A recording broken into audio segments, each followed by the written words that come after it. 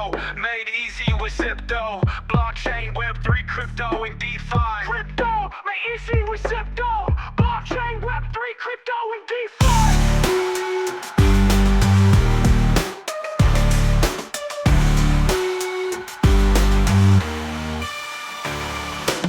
Hello, blockchain nerds, traders, hodlers, moonboys, and everyone else, including those of you that have no idea about crypto whatsoever and are here to learn.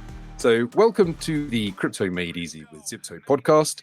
Big thanks to AI for the music at the beginning, as always. My name is Joe Parkin. I'm one of the founders of Zypto. And in this podcast, we are going to look into some basic concepts related to our guest's organization. We're going to do a deep dive into their project, company or field of expertise, and then we're going to discuss some general cryptosphere topics before taking some questions from our live audience here in the @Zypto Global Telegram channel, home of our very own community, who are very excited that in today's episode, we have a representative from a real OG crypto royalty project named Dash. So according to Dash's website, they are digital cash you can spend anywhere. It also says your money, your way, which is something that we have on Zypto.com, completely by coincidence. So joining us today, we have Joelle Valenzuela, who is Head of Business Development and Marketing for Dash. Hey, Joelle. Hey, how's it going? Thanks very much for having me. And it's always a pleasure. And I'm sorry if I sound a little bit congested, but I'm here for the long haul. Okay. So apologies for making you do this while congested. So I'm going to give you a little bit of an explanation of how podcast laid out. We've got three sections. The first part's called the basics. And there we talk about some really basic things. So we don't want to assume that anybody listening automatically knows everything about crypto. So we're going to explain some of the things that we'll be discussing. Then we're going to have the deep dive into Dash. So that's where you can educate us all about all things Dash. And then towards the end, we'll go into the big picture, which is where we talk about some more kind of general, often opinion-based kind of cryptosphere topics, and there I think we're going to have plenty to talk about since I've been looking at your social media and things, and we share quite a lot of ideas. So before that, though, it would be great if you could kind of introduce yourself, your background in crypto, and what you do at Dash. Yeah, absolutely. So as you mentioned, my name is Joelle. Got my name very well pronounced, which is fantastic. And I've been in the crypto space for a long time. I think my first public posts on Bitcoin, et cetera, were in 2012. So that makes me about a 12-year participant. I didn't get my first crypto till the next year when I was a friend and I were sharing a pizza in Chicago, and he paid me back for his part in Bitcoin. So I have a Bitcoin pizza story as an origin. And that was around $130 per coin at the time. And then by a few months later, it's kind of like the crypto speed run right there, where I kind of heard about this stuff, got into it, and then a few months later, you had the Silk Road getting shut down, and then you had the spike to 1,000 plus USD per coin, then you had Mt. Gox and just all that. And as far as I'm aware, I don't think I've ever bought crypto in my life. I've only ever earned it for goods and services. Okay. And I was very obsessed about that from once you get the bug, once you realize that this is digital cash and all the awesome possibilities of that, it's hard to get off that. So I just kind of went on that rabbit hole until by the end of 2015, I decided I was not going to earn fiat currency anymore. And I quit my job and figured it out from there. And then somewhere mid 2016 is when I closed my bank account, and I'm still doing that. I've entirely earned crypto. That's all my money. That's what I use to spend on things. And yeah, still doing that up until this day. And that kind of led me to all the directions where, I'm most focused on that one goal. I'm very interested in the rest of the space, but that's my big goal. And that kind of got me into the whole Dash ecosystem in late 2016 or so. Mm-hmm. Okay. And what's your business development and marketing? What kind of day-to-day activities does that involve? Yeah, so first I have to sort of explain what's a little different about Dash is Dash is a DAO, and Dash is the oldest DAO, the original DAO. There might have been one or two that maybe came before, but just aren't really functioning today. Yeah. But since 2015 or so, Dash has had a DAO. And the way it works is anyone can just say, I want to do this and I want this money for it. And then the stakeholders in the network vote yes or no. And the top winning proposals every month get paid out right from the new coins created. And that's it. And no one can stop it. Okay. And so because of that, whatever, there's a little bit of a vagueness of who officially works for Dash or what, because it's radically decentralized in that way. And so basically I saw some gaps in what was going on with business development and marketing. And I had a proposal for the network. I said, look, I want to work full time for this. I've been in the Dash community for a very long time. I've been in crypto. I have a lot of relevant experience, etc. This is what I want to do. This is my plan. And I want to hire an employee and do all this stuff. And so I just asked for money and they gave it to me. So the core developers who do most of the protocol development, it's a different entity under the DAO. But same thing, we both equally work under the eyes of the DAO. We're all sort of equal. So that long, very, very long way to start to answer your question. But the actual day-to-day thing, what I do is I post a lot on X and some other social media things. I make some content for that and coordinate for others. And also working on a series of marketing campaigns and landing pages and working with advertisers and all that kind of stuff. So the marketing side, and I would say that's a minority, like a third or a quarter of my total average day.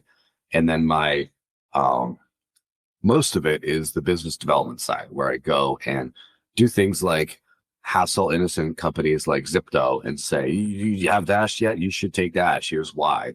And thank you very much for calling us an innocent company. Yes. I mean, unsuspecting might be a better term, but the point is just talking to all kinds of things, saying, hey, can you add a Dash? Can we do a co-marketing thing? Do you have an affiliate relationship? Can you integrate this special feature? Are you going to be at this conference? Oh, I'm going there too. So it's actually perfect that you decided to introduce yourself in that way, because the first question in the basics section fits right into that, because looking at Dash, you see that it is one of the original DAOs, one of the first cryptocurrencies to have a truly decentralized governance model. So I think it'd be great if you could explain in your own words, kind of very briefly, what a DAO is and what governance means in the crypto space, and also how it works in Dash. That'd be great. Yeah, it's a question very near and dear to my heart. So DAO is an acronym for Decentralized Autonomous Organization. And what a DAO is a combination of those three things. First of all, it's an organization. It's some way where you can come together as one thing. And it's decentralized, meaning no one group controls it. There's no one foundation, a few people, one person. That means it has to be open participation. Anyone can participate. And autonomous means it doesn't rely on outside things. So, for example, if the Dash DAO had a decision-making tool for then a foundation that then had all this money, and then it would execute the will of the DAO, I don't know if I would call that a DAO, because it's not autonomous. And so the way Dash works right now is, and there have been a few adjustments and changes over the years that have been voted on, so I'm just going to skip to the way it is today. Roughly 75% of the new coins that get created and fees, etc., go to the layer of something called master nodes, which are a incentivized node that do a bunch of special things like provide extra security, instant transactions, privacy, other things like that on the network. And there's a subset of master nodes called evolution master nodes, or EVO nodes for short, that also run this new second layer, this new blockchain that we released at the very beginning of last month. And so, but basically, those are the staked nodes, and then 25% goes to miners. That's the broad cut. However, out of that whole pot, there is a 20% of that available that goes towards the DAO, which basically means if anyone who has one Dash, which is what, 25 USD or so right now, can submit a proposal and say, I want to work for Dash, give me money. And just that's the entry fee to get in to ask the question. And if the answer is yes, then at the end of the month, there's a voting cycle. If they get enough votes, they will receive part of that 20% allocation. The coins get created and they get it. Any funding that is not used just doesn't get created. So that's why the eventual supply of Dash is under 19 million. It's 19 million minus like the funds that just don't get created depending on the cycle. So that's just literally how the DAO works. Is anyone says you write up like a proposal, a request for funding, and you put it on the network, and then the network votes over the course of the cycle, and whoever has the top votes and fits in the budget parameters get funded, and those who don't just don't. And that's kind of how, that's at a very simple thing, how the Dash DAO works. The only other thing I should mention is, while there are some improvements that might be on the horizon, right now the decision-making process, the practice is people request a refund of the proposal fee, and that's it. So if I want to say, hey, should we do this or that, some big governance-wide question, I would pay 1 Dash for the right to ask the question, and I would request 1 Dash refund, and then people vote. And so that's just kind of using the funding mechanism to decide big things. Okay, so this is something that a lot of people that are new to crypto and blockchain don't quite understand, is that apart from being a form of money or a form of transmitting value, a lot of what goes on in the blockchain community is to do with how to run things like DAOs, how to have different governance models, and that actually ends up feeding into lots of different ideas about how society and governments and the mainstream economy could work, which is absolutely fascinating, which I encourage everybody that's listening, that's new to crypto especially, to get into and have a look at. We had a previous guest talking about how mining works on proof of stake, but and how that has a certain degree of kind of meritocracy to it in a way, or at least on their chain. But Dash isn't proof of stake, is that correct? Largely, yes. So largely, yes, largely. So Dash was launched as proof of work, still is technically proof of work. However, most of the block reward now, as I mentioned with the breakdown, most of the money goes towards what could be considered, it's technically proof of service, but it's very analogous to proof of stake. And in that, the Mastodon network provides most of the security for the network today. As soon as there's a block that's seen on the network, they lock it in and make it permanent, so you can't 51% attack, which is a common mining attack, a security exploit there. And so it's at its base, like you need mining to, if there's no mining, the network will grind to a halt. So at its base, it is proof of work, although more security is derived from a staked element where, it's incentivized nodes that do this. Now, on the other hand, the new evolution chain that just launched, that's a side chain focused on data that's radically different, that is entirely proof of stake. It runs entirely off of the staked element and does not have the mining element, although hashes of the proofs on the network do show up on the mined network as well. There is some connection, but it's technically proof of stake entirely. So it's a very simple question and a very not quite so simple answer to that. That's often the case, isn't it? When you get into anything like that. But I think may become my catchphrase, thanks for helping other people to learn through your expertise and my ignorance. Another topic that might come up later that we should probably explain to new folks is the concept of what a privacy coin is. I personally don't think you could strictly classify Dash as being one, but I think it'd be great if you could explain a little bit what one is. Yeah, so that's an interesting question. I think it's much more historically relevant than relevant today, in that I don't think saying something is or is not a privacy coin. It is one feature of many blockchains, is to have advanced privacy features. And I don't think there's a neat category of privacy coins or not privacy coins. And then Right. there's an element where if you run certain smart contracts on, for example, Ethereum, you could have zero knowledge privacy for those transactions that is on the level of something like Zcash, like the top of the heap, or but better than most things that are called explicitly privacy coins, but no one calls Ethereum a privacy coin. Privacy is a feature, and in my opinion, an extremely important feature. But basically, despite saying that like the question sucks kind of thing, I have to answer the question as well, because it is a question that people do ask. I knew it would be a slightly spiky subject, especially as there's a certain amount of stigma attached to the term. To really break things down very simply for users, if you use something like, let's say, Ethereum or Solana or whatever, you have one address, usually called like an account. It's just a long address, and then everything you send and receive goes in and out to that one thing.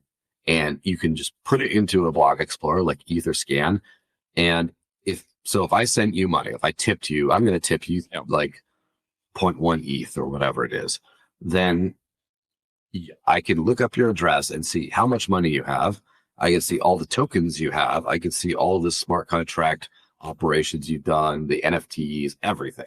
It's just like your entire life is just super open and public. That, in my opinion, that's the second to lowest privacy rung possible, be only above having an actual username with your name in it. So if there's like Zypto instead of a long gross hash, then that's the only way it could get any worse for you, right? Now, things like Bitcoin that are UTXO based, basically, and this could get very in the weeds, but basically, typically today you get a new address with every transaction. It's like a single use address. And so as long as you don't move those addresses, as long as you don't say, oh, this is me, then you could technically have some pretty good privacy. It's just that when then you go to spend them and you move from multiple addresses, it's just like taking some coins and I gave you some coins, you put them in one pocket. I gave you some coins, you get up the other pocket. When you take the coins out of both pockets to go pay for something, people realize, oh, that's the same person. And so Bitcoin and some other things really have some not very good privacy today. Dash has a special feature that is a coin join variant, which basically mixes the funds of a whole bunch of different users at the protocol level to make sure that when I send you money, you can see it comes from a few addresses, but you can't see where they came from. It kind of breaks the linkage between where, if I get paid, say, a salary, and like my employer sees, oh, here's all his money. By the time I end up buying coffee with it, the linkage between those two are pretty well broken.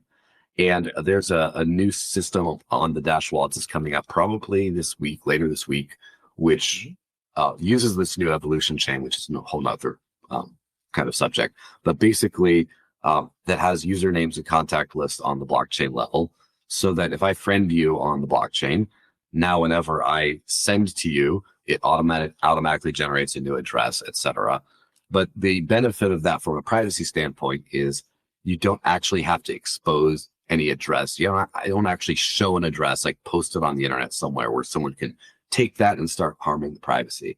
And that's called a stealth address in privacy terms. And so beyond that, there's a whole bunch of advanced things where there's confidential transactions, which hides the amounts, so you can see an address. You can see that I sent you money, but you can't see how much or how much you have. And I think PayPal's stablecoins debut that. There's advanced cryptography. There's all kinds of things. But basically, to answer the question, what is a privacy coin? Typically, it's anything that has any built-in feature that is beyond the very simple thing what Bitcoin does, where you get a new address every time. So this is something that people are kind of surprised by at the beginning. Then I think they go through a period of time where they think, well, who cares? The fact that once somebody knows what your wallet address is, then they can see everything you do. They might not know what it is that you've done, but they can see the movements, so as they're not labeled, each transaction isn't labeled like this is me buying a coffee at this place. But the fact that people can see everything that you do, or if you're a business, they can see all of the transactions coming in. They can see your balance. Like I often say this to merchants, like imagine negotiating with a customer, like you're telling them, oh no, I can't go any lower. No, things are tough at the moment. And then you ask them to send money to a wallet that's got $8.3 million in it. It's tricky, right? It's a very spiky subject, especially as regulations are being put into place. But I think people maybe go a little bit far with. No, they don't. I personally definitely think that people go too far with thinking that anything that's a privacy coin is automatically just for dodgy things. That's like saying that because I don't want people to see my bank account balance, I'm doing something dodgy. You know what I mean? So it's we'll get into that a bit later on in any case. So I always like to ask my guests if they can give a bit of a rundown into the origin story. So could you walk us through a little bit about how Dash came to be? Yes, absolutely. So Dash was a project, a sort of side project of an individual called Evan Duffield, who's a ginger fellow from Arizona in the U.S.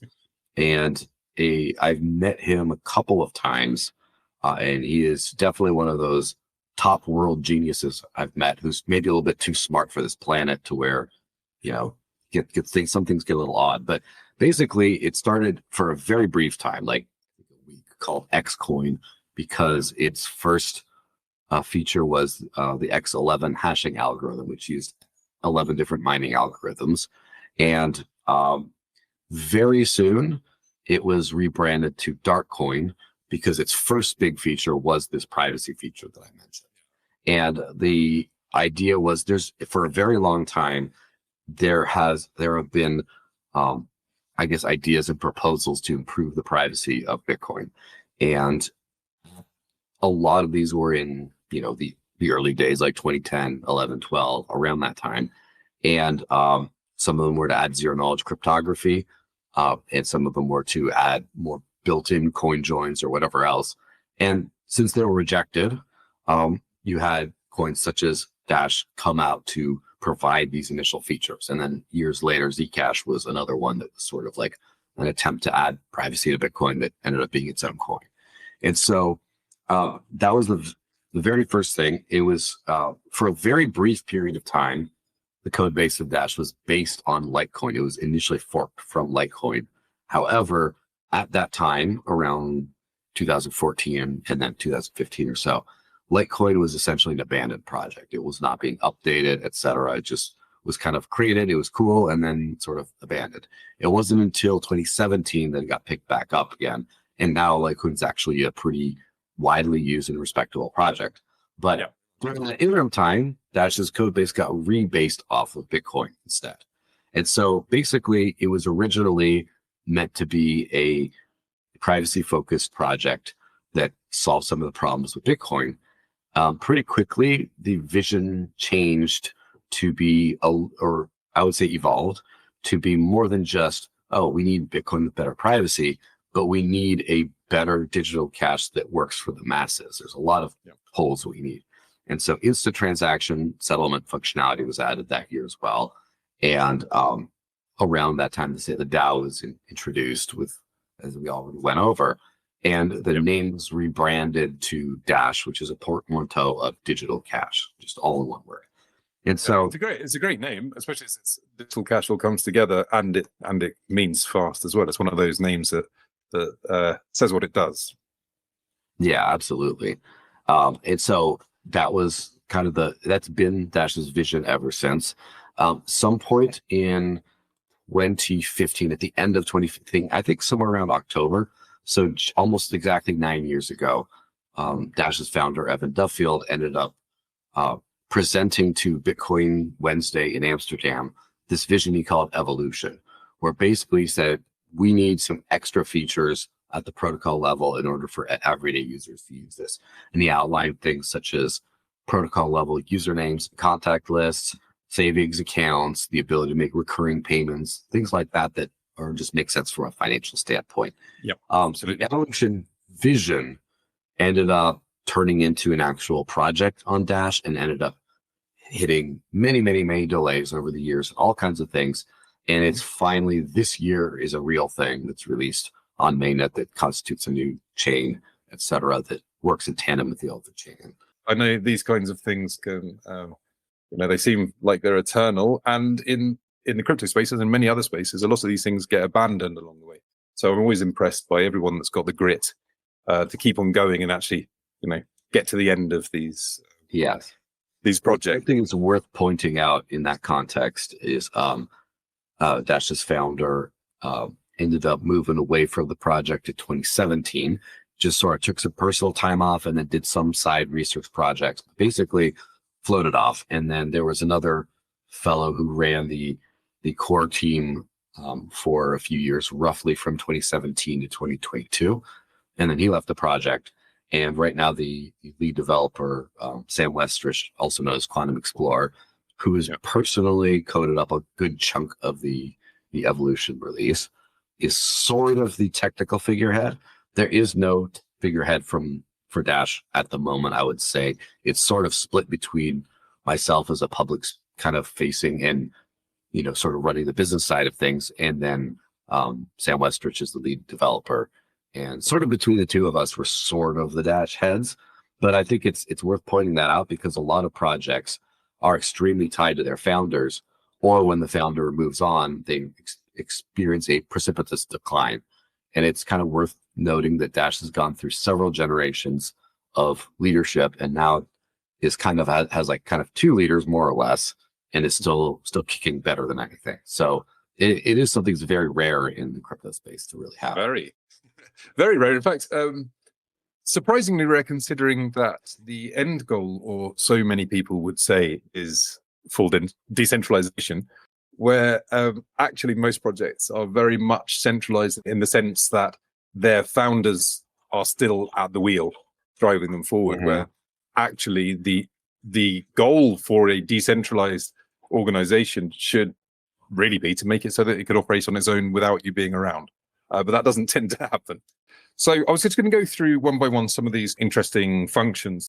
First of all, instant send. Actually, before that, so how much would it cost generally to send a transaction on Dash? It would be a very small fraction of a cent, like 1% of 1 penny at this point. Obviously, they're denominated in the token of Dash. So Dash has always had sub-cent fees, and that's kind of the goal, where even if the price were to rise astronomically, there would be an adjustment to keep the fees low. But basically, Dash scales on chain on layer 1, not layer 2, and it keeps the fees extremely low. Okay. Now, if one is to use, so if one uses the instant send function, is that different to a standard transaction, and is it more expensive? Today, the answer to those things is no. Before, the answer was yes, where instant send was a special feature. And this is where it gets a little bit more into the weeds, but it's always fun to talk about. There's a special feature that some wallets could do where you could check a little box and say you want this to be instant, and it would charge 10 times the original fee. So if you had, like, say, a half a cent transaction fee, then it would be like a 5-cent transaction fee. Yes. And it would basically send the transaction and make it go through instant.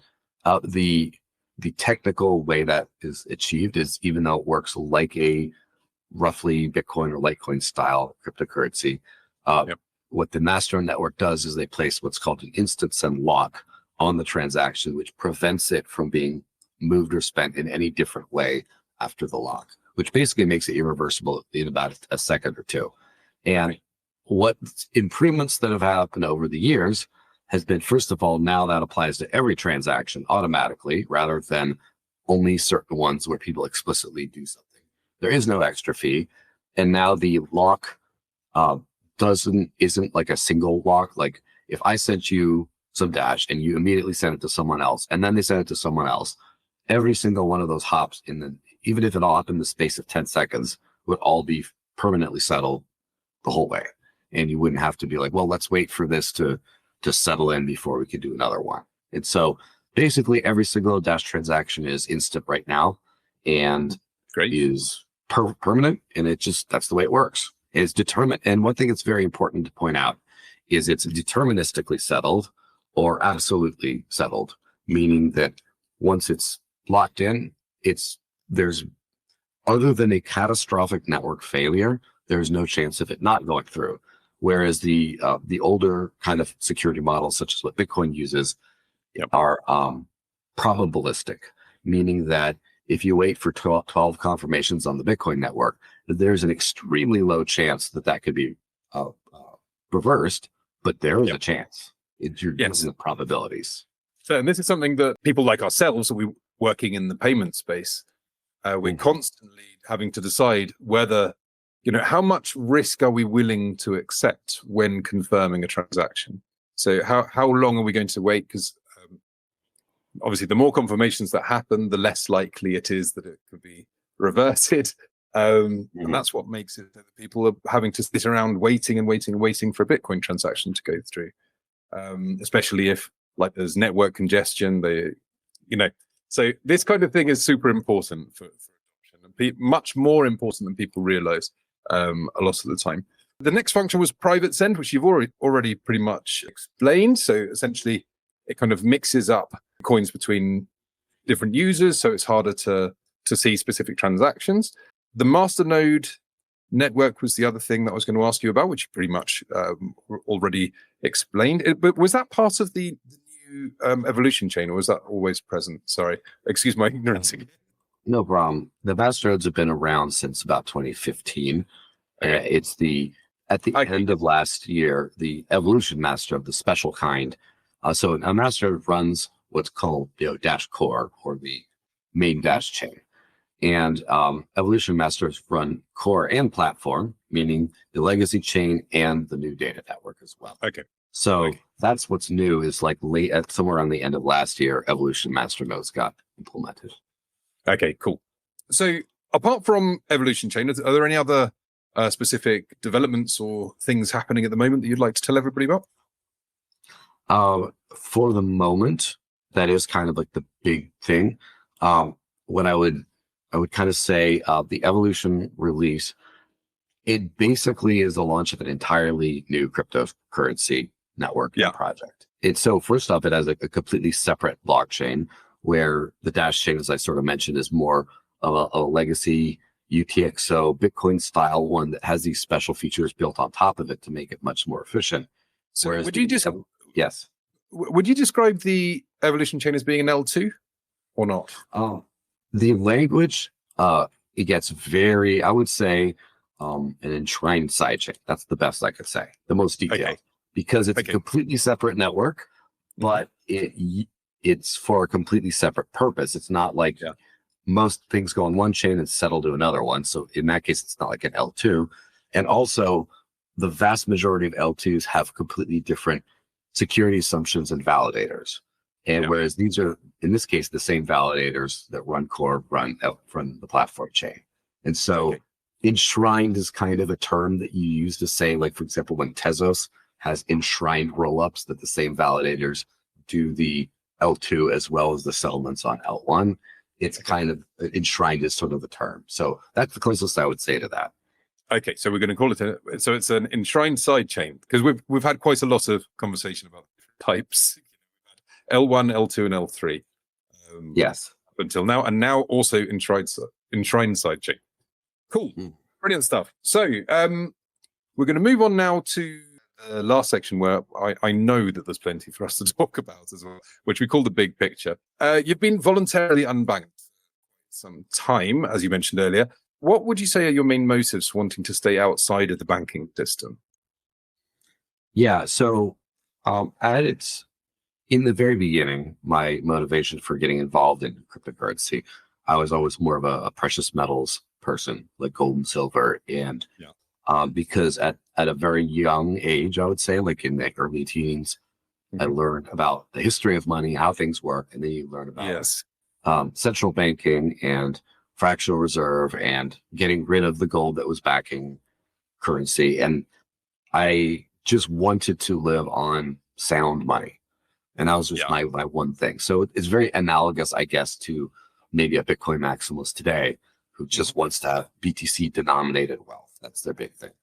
And but more than, because I was also too young to really have much in the way of investments. So my idea was I want my checking account to be in sound money.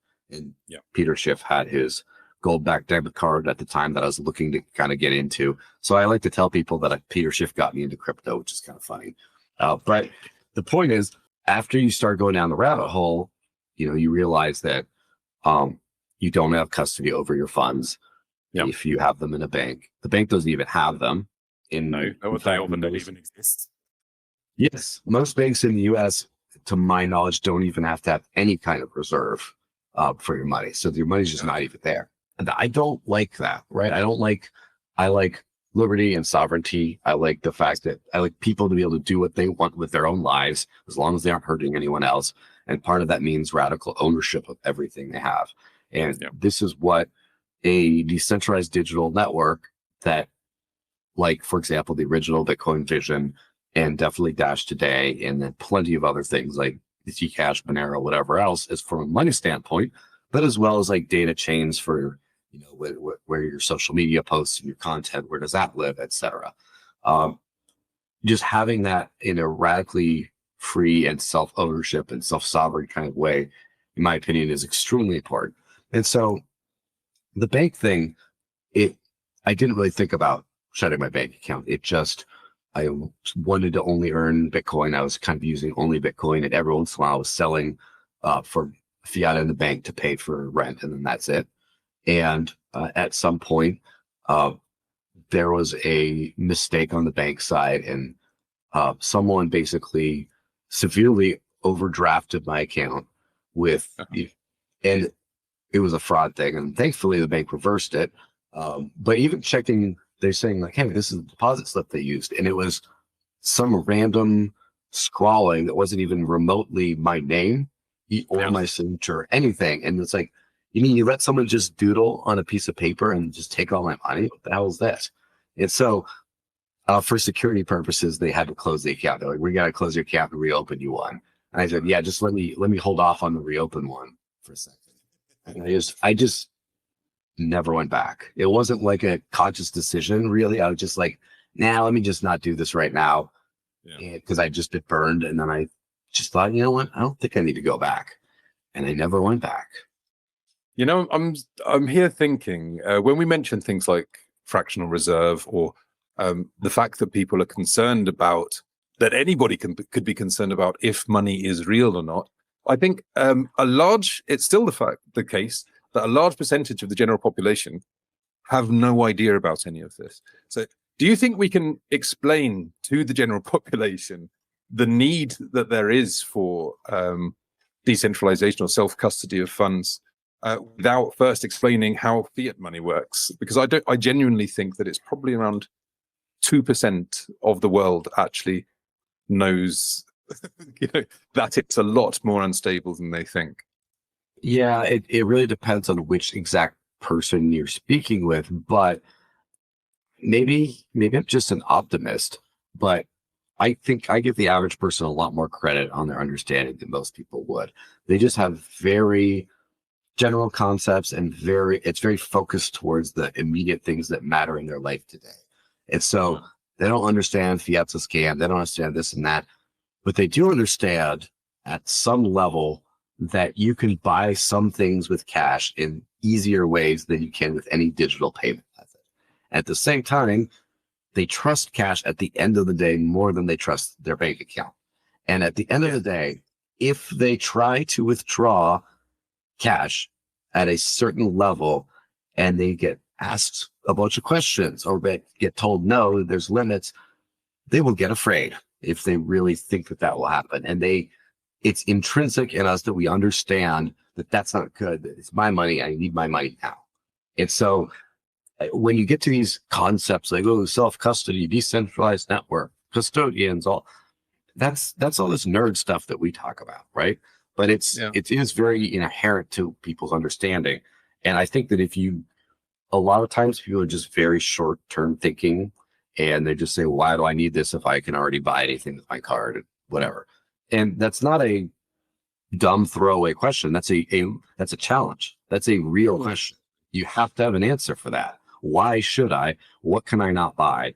And at some point, you might have to convince someone and say, look, this doesn't make sense for you today, but I'll show you enough about history, about politics, about whatever else is going on to make you scared that your life could change. So why don't you play around with this as an insurance policy?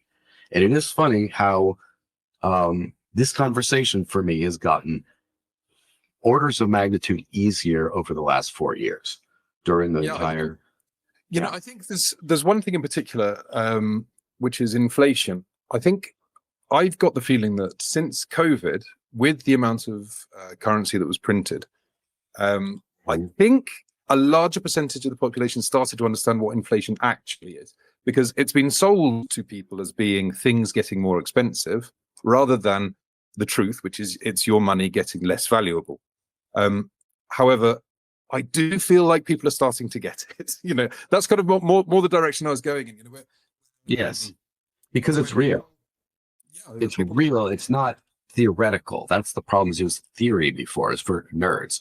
When you said the word inflation was for economics nerds and crazy libertarians, but average people did not know what that word meant ever until the last few years when it was a real thing in their lives. And just like no one knew what, I don't know if you have any trigger words on whatever platform you end up putting this to, but a certain kind of thing that goes around and infects people.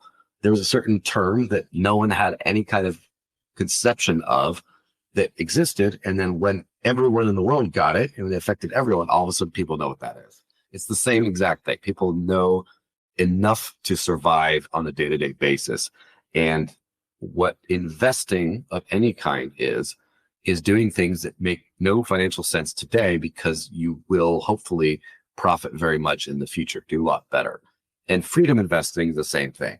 Living on crypto, living on freedom money is doing things that aren't necessary, don't make sense today, but you might be prepared if things go really bad. And that's kind of the message that we tell people, I think.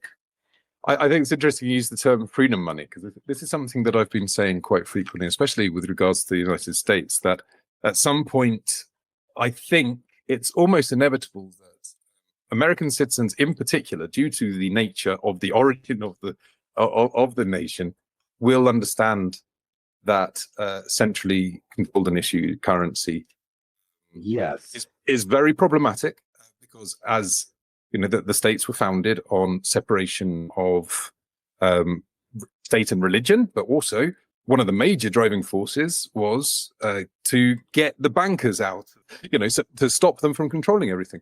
And so I think America's going to be drawn towards it. So the phrase freedom money, I think, will ring very loud and true in the minds of many people. I would say from a philosophical point, absolutely. That's a demographic, a global demographic that's much more ready to understand philosophically the concepts. On the other hand, the US dollar is the least problematic of all fiat currencies, and convincing the average American that the dollar sucks and is going to disappear someday is a much harder sell than, for example, I was interacting with a person online in the crypto community from Libya today, and over the weekend, I should say. And I think in August, their central bankers were just arrested by insurgents, and then their central bank has now been gone since then. So there we go, their money died, just very recently, but just gone. And it's just in that kind of context, you really understand you need an alternative thing to do. You understand the need for freedom money that the government doesn't take care of, because you actually see hyperinflation happen. You absolutely see a catastrophic banking failure. You absolutely see in India, for example, the demonetization of certain bills and just the loss and the upheaval that causes. You understand in a real way, where maybe an American understands much better philosophically, but they don't actually ever internalize it in their bones. No, but then nobody thinks that's going to happen. So I'm sure the people in Zimbabwe didn't imagine it would be. I just looked it up. Currently at 500 Zimbabwean dollars is 1.38 USD. They didn't expect that. The people in Germany didn't expect the Deutschmark to to get hyperinflation like it did after the Second World War. But when it happens, it's too late because you've essentially put all of your wealth into something that is ethereal. It's not physical, because people still think that the gold reserve exists, which is interesting. They still do. So, do you think that it's possible that we will achieve some sort of separation of state and money within our lifetimes? Yes, and I would say like a very yes, because I have achieved that in my life, and I know an increasing number of people who've also achieved that in their lives. And the fact that it's possible and attractive to people means that at some point, and things move very fast in the internet age, I think that it'll definitely happen. It is interesting how almost every single major government is exploring some kind of a digital fiat token that uses blockchain rails.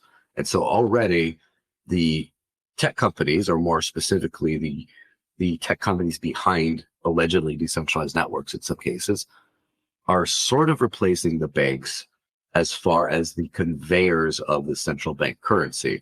Becoming software suppliers to the existing institutions, which I think is fine. What I've mentioned on other podcasts and in spaces, I think that we may have been on together at some point. Like, I'm not completely against centralization for certain things, for certain functions. I also don't think that we can hop directly from the current system that we've got into a more decentralized or fully decentralized system. We need to take steps, especially if we want it to happen in a way that doesn't require some sort of massive disaster that will lead to people suffering. So things have to be an evolution. What you're mentioning there about banks and governments using blockchain technology is the ultimate vindication that it's a better technology than they're using. At the very least, is undeniable. And so it will continue to be picked up. Yes, it's either better technology, or they are seeing that that's just going to be a technology. They're seeing that other people think it's better technology and will use it, so they have to be where users are. Yeah, it's coming, and the genie has the bottle. And it's not going back in again. So on another topic, before we take some questions, so on the subject of privacy, so there's a couple of things I've been thinking about in this regard. So first of all, do people have a right, an inalienable right to transact privately? Would you consider that to be the case, or would you say that it's conditional? I would say it is absolutely a right. If you consider people to be free citizens, if you consider a government to be in a servant position over the people rather than an owner of, human livestock, then it absolutely has to be a human right. And not necessarily, I don't think privacy is a human right, by the way. I think it is the quest for privacy is a human right. You should be able to, if you can achieve it, you should be able to get it. And so that means that being denied access to these technologies, being said, encryption is illegal, that is a massive violation. On the other hand, I also believe that transparency for public institutions is also, I guess, all right as citizens. If the government is the servant of the people, it's a condition. If this is the way things are, if we think that they serve us, then we should have absolutely all the access to all the transparency reports of everything they're doing with them. And so in that case, that's kind of where I see things. And I see knowledge about yourself or about anything. Knowledge is power. And the more knowledge people have over you, the more power they have over you, and to do very bad things to you possibly. And I believe it is a fundamental right for any free person, again, for agreeing that people should be free and that the government should be a steward rather than an owner. I think it's a fundamental right for any human to be able to have the choice of what information they disclose to which parties. Okay, great. Thank you. So looking at the way young people are on social media, they share everything about themselves willingly, voluntarily. They in fact, they get stressed if they don't share every single detail of their lives.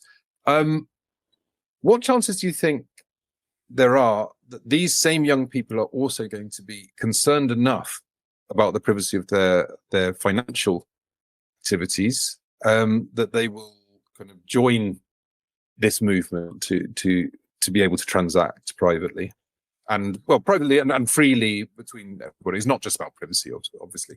It's just the not having people in the way, no having people that can freeze your money or stop your money from, so you can't do what you want with your money your way, as we both have on our websites. Yeah, absolutely. I think that's one of the things that makes privacy a right/choice thing, where it's your choice of what to reveal. And because you choose to reveal a lot of things, that doesn't mean you shouldn't have the rights. At some point, I do think that the younger generations or the more social people amongst us will have reasons to keep some things private. And I do know a lot of people meme coin trade or whatever and do things like that. And there's a little bit of a controversy going on right now around the fellow Zach XBT, I believe is his title. He's a do-gooder who runs around tracing funds from crypto exchange hacks and things like that.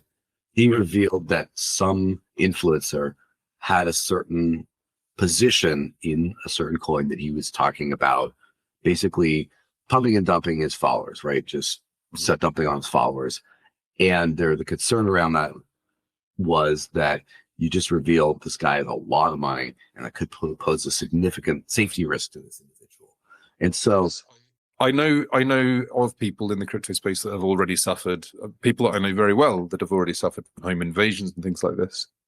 Yes, exactly. And so I think that once there start to be consequences behind the lack of privacy for some things, like holdings of certain tokens or whatever else, I think that then people become extremely interested in privacy, especially if there's this the fiat world, I don't think is going to get better on its own.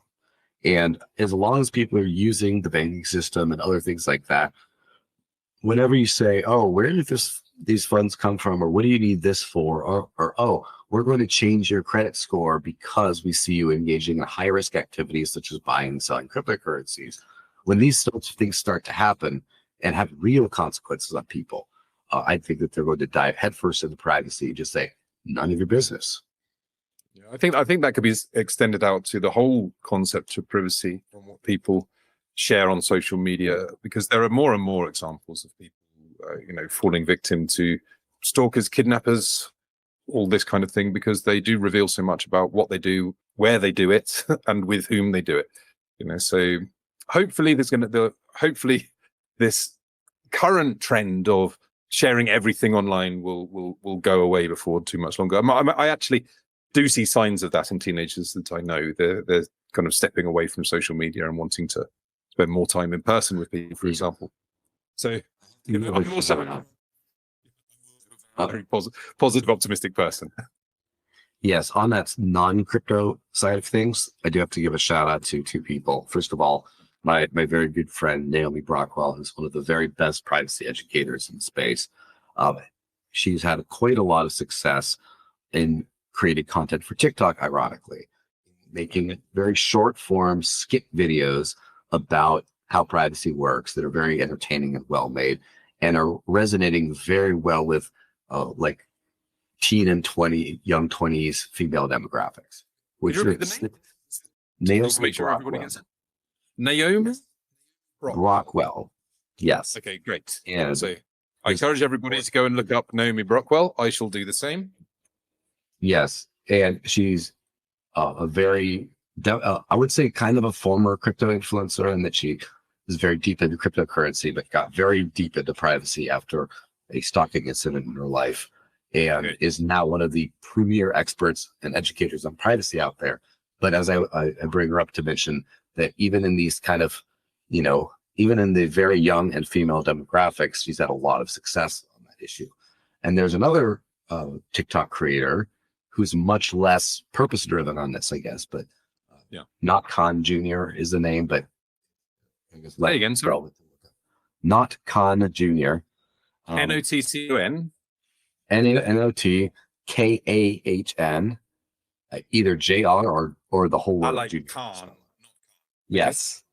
And she does what she calls consensual doxing, where some random person will comment on a video and say, hey, I bet you can't find me out. And then she'll go down the rabbit hole of publicly available information of, oh, look, I correlated this across your Instagram account and you don't have your birth date on that. But then I saw someone say you a happy birthday on this date, and I managed to and figure it out. And this is your full legal name and birth date. Here you go. But consensual. Spooky.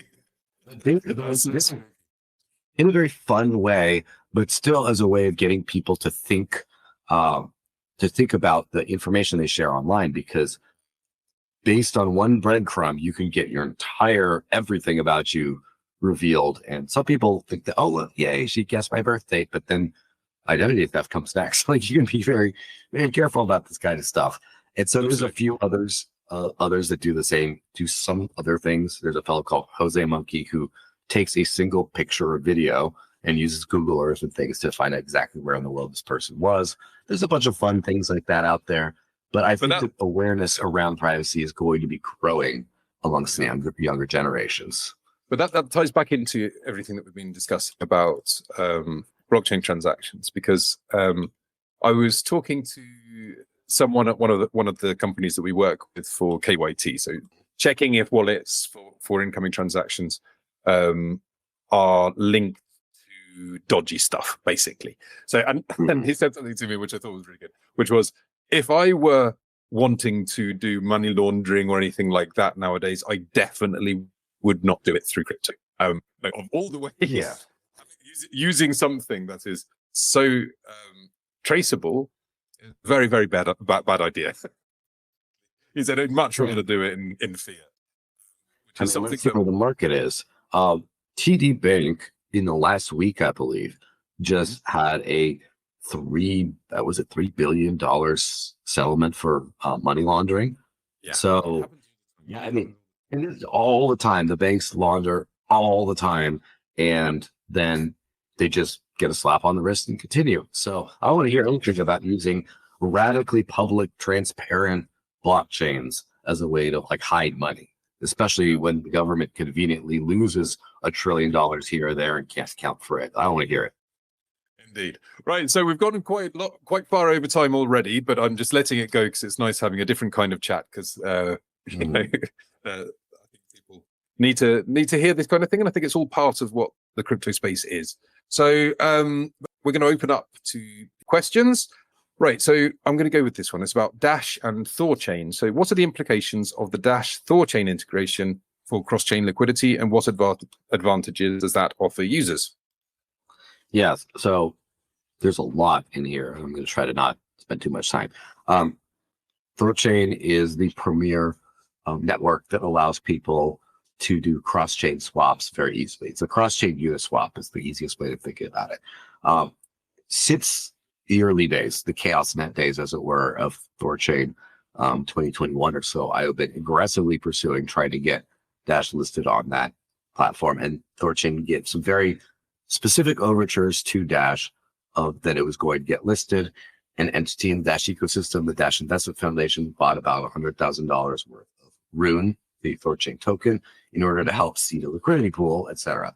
Eventually, for whatever reasons, which will never be fully clear, transparent, maybe, Thorchain decided against integrating Dash and a few other chains that they decided to do.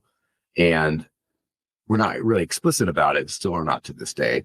However, there was a fork of Thorchain that launched a little over a year ago, officially, called the Maya protocol, that is very similar. It's almost a carbon copy of Thorchain with some important tokenomic differences, and also with a very different chain listing strategy, a more conservative strategy on adding new features, yet a much more aggressive strategy on listing new cryptocurrencies.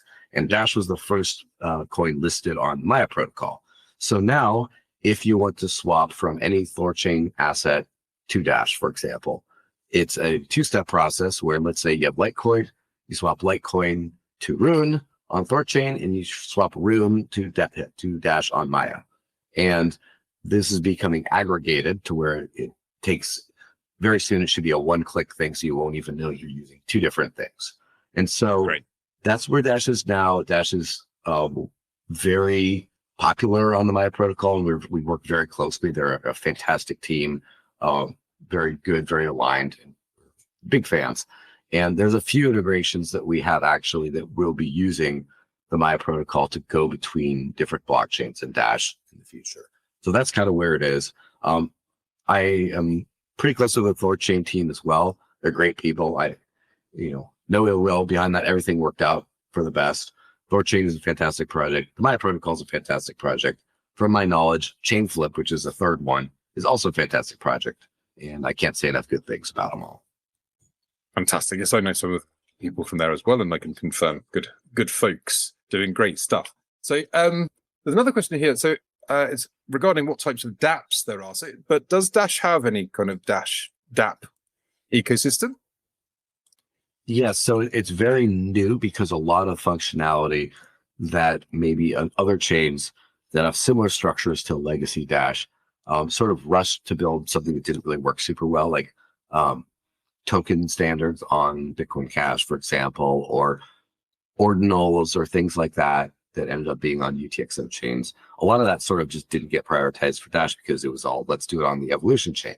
Now that the Evolution chain is out, it has NFT functionality, and probably by the end of the month, we'll have fungible token functionality. So we're exploring getting a few major stable coins on that network. And as far as decentralized applications specifically, there are 2 data contracts on the Evolution chain. There's quite a few, like I would say about a dozen right now, but the first 2 are DPNS and DashPay. DPNS stands for the Dash Platform Naming Service, which allows users to register a username similar to something like ENS or something. And that includes a contesting function for the username. So if I do something like Zypto, if I register Zypto, and then you have a 2-week window to contest it and say, no, I'm the real Zypto. And then the master network votes on who gets that username. And if it's a longer one, if it's like Zypto 5789, I can register that with no problem, with no interference. But so that's one big application on the network. And the other is something called Dash Pay, which works in conjunction with the username functionality, which basically allows 2-way connections to be formed between user accounts on the network, which as in a kind of friending thing, where then I can now pass encrypted data back and forth at will. So now I can automatically send money to you at a different new fresh address on the blockchain for privacy purposes, including with the privacy feature. And I can also send encrypted data regarding the payment. As in, this is a payment for rent at this fiat price at this thing, and that is all encrypted on the blockchain, so you don't have to deal with accounting nightmares or use separate spreadsheets and stuff to keep track of your things. So those are the first pull functions on the network. Like any kind of pull function whereby kind of a debiting function for subscriptions? I'm not exact. There isn't something like that built currently. Usually that kind of thing needs smart contract functionality, and that is coming to the Evolution chain hopefully by next summer. Right now, the first functionality of the Evolution chain is as a data contract thing, which is specifically very fast and easy to store decentralized data that's very easy to call up. And so that's something that hasn't been solved very well in crypto. And so then we're going back to the low-hanging fruit of programmability, at which point I think all this will be possible. Okay, cool. Because this is one of the things that I often talk to people about. They say, why would you need a crypto payments company?